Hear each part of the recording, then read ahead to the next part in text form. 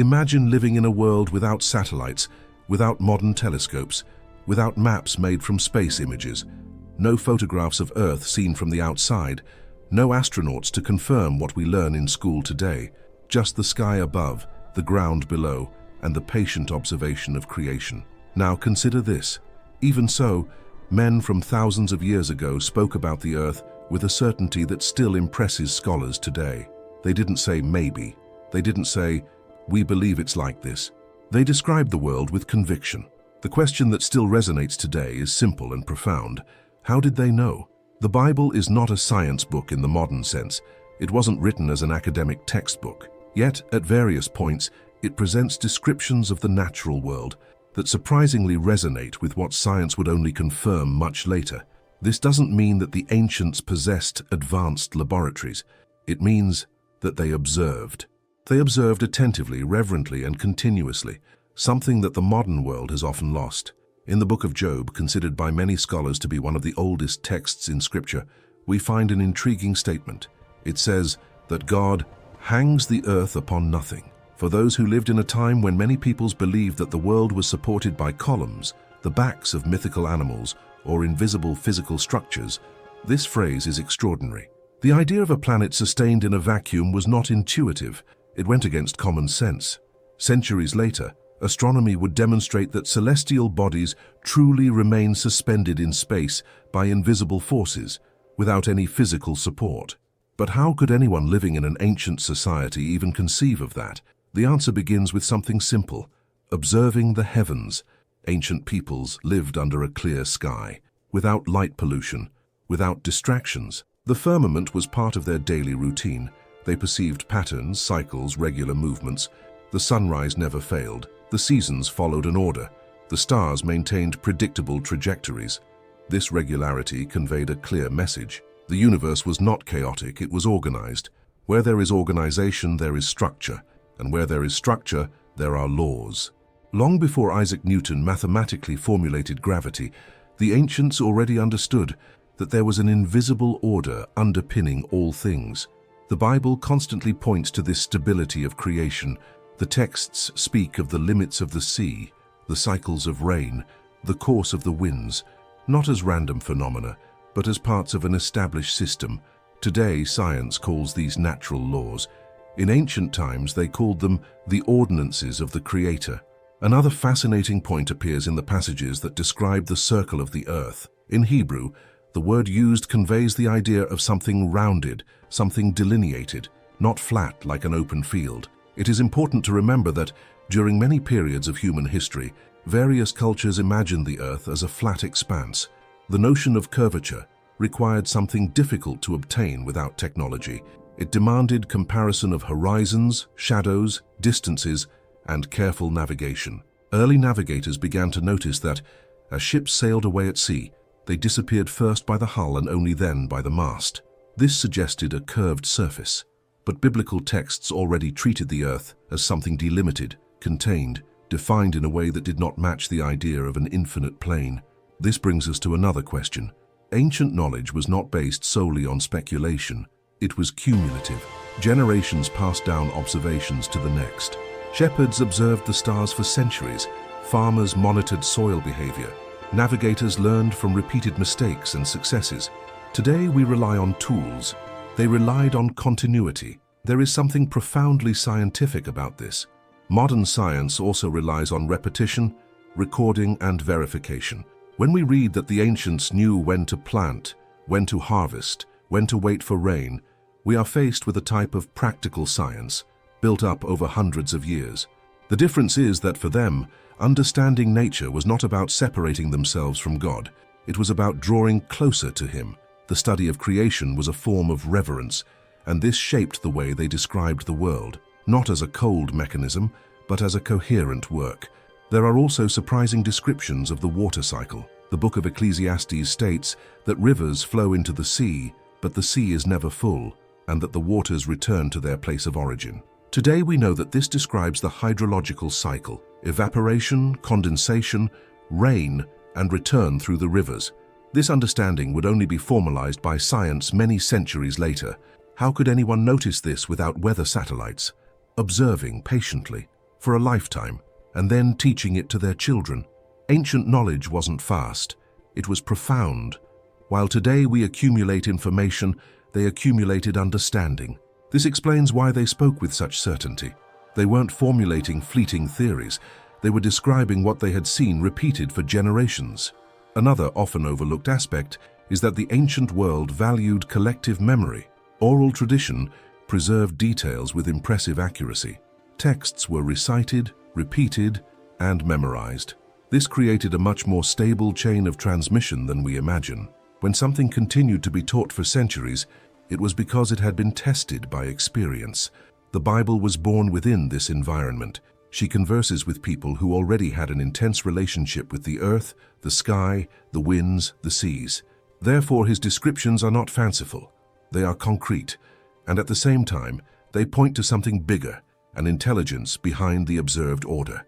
Modern science seeks to understand the how. Ancient texts often pointed to the why, and perhaps it is precisely this combination that continues to generate so much interest today. Because when we compare ancient observations with modern discoveries, we realize that we are not talking about opposing worlds.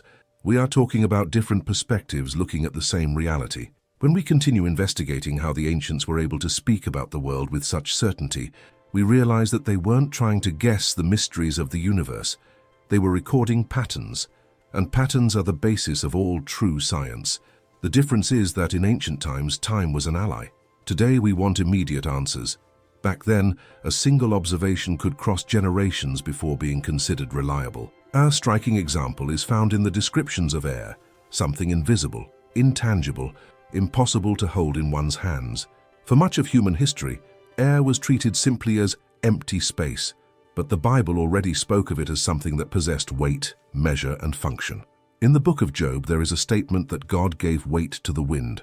This may seem like just a figure of speech, but centuries later, scientists have demonstrated that air has mass, exerts pressure, and directly influences the climate, the movement of water, and even the behavior of mountains through erosion. Today we call this atmospheric pressure. But no one in ancient times had instruments to measure it. Still, they perceived its effects. They knew that strong winds could topple buildings, shape landscapes, alter temperatures, and bring rain. They didn't have formulas. They had experience. Another point that reveals this depth lies in the relationship between the earth and the expansion of the heavens. Several biblical texts describe the heavens as being stretched out. For many centuries, this language was seen merely as poetic. However, in modern science, cosmology has discovered something extraordinary. The universe is not static, it is expanding. The idea of a cosmos that continuously expands was not intuitive even for scientists until the 20th century. Many believed that the universe was fixed and eternal. What the ancients described as the Creator's continuous action is now observed as a measurable physical phenomenon. Once again, the same question arises: coincidence, intuition, deep observation, or a combination of all of these? When we look at the seas, we find another fascinating example. For a long time, it was thought that the oceans were practically motionless bodies of water, except for the waves visible on the surface. But there are ancient records mentioning paths in the water, invisible routes within the sea.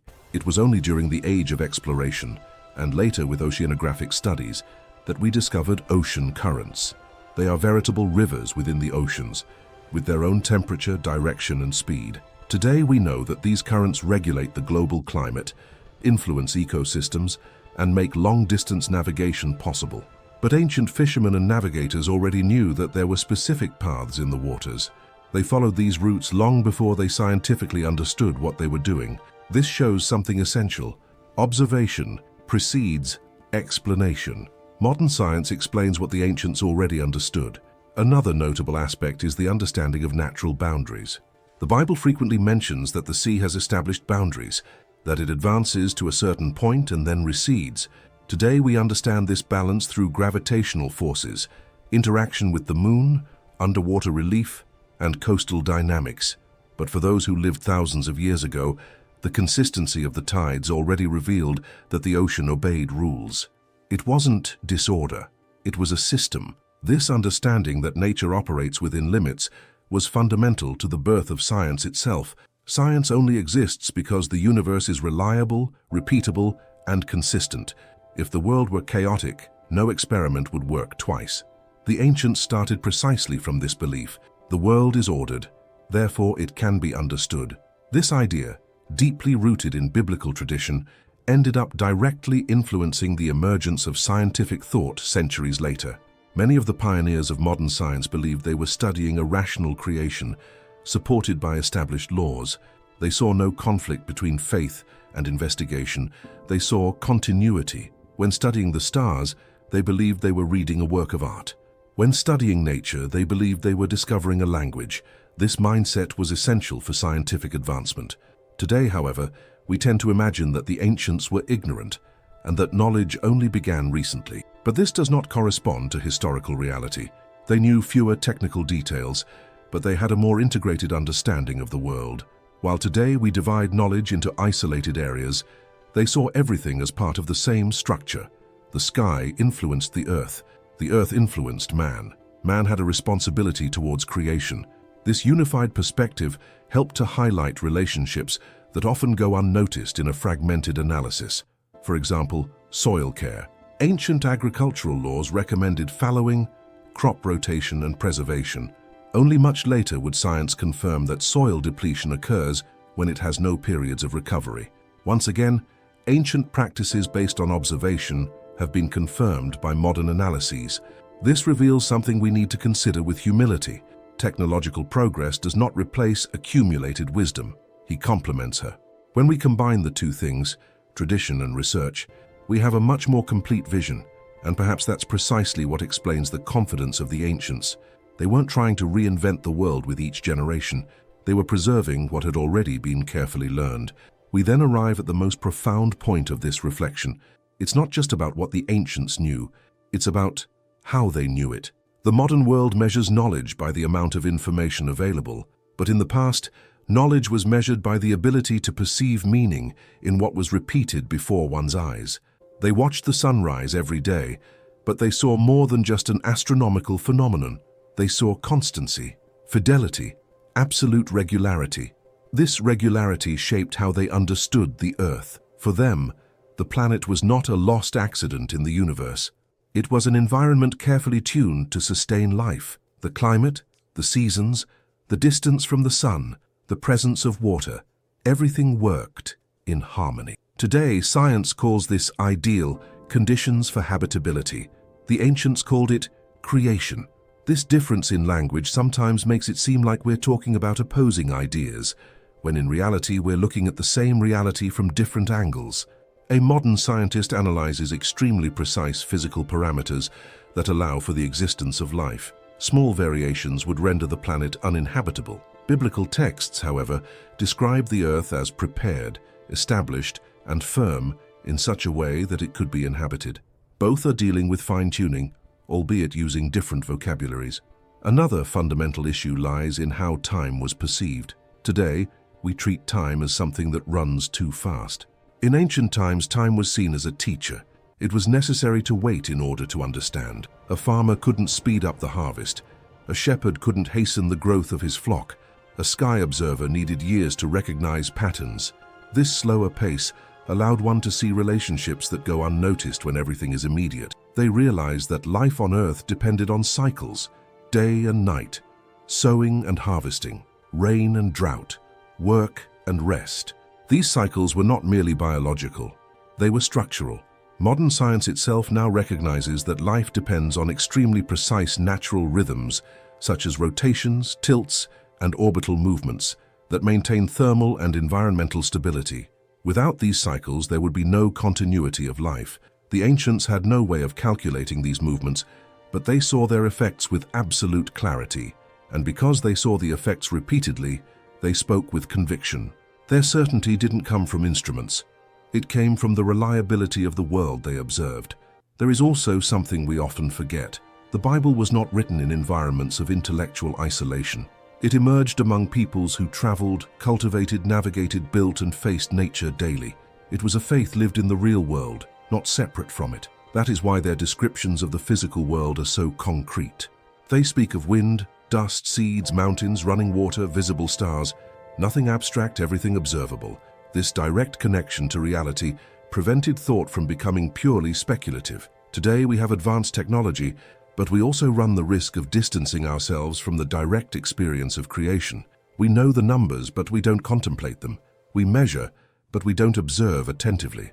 And perhaps that's why we're so surprised when we realize that such ancient texts engage in dialogue with modern discoveries. It's not that the ancients possessed science in its current form, it's that they were deeply connected to what science studies.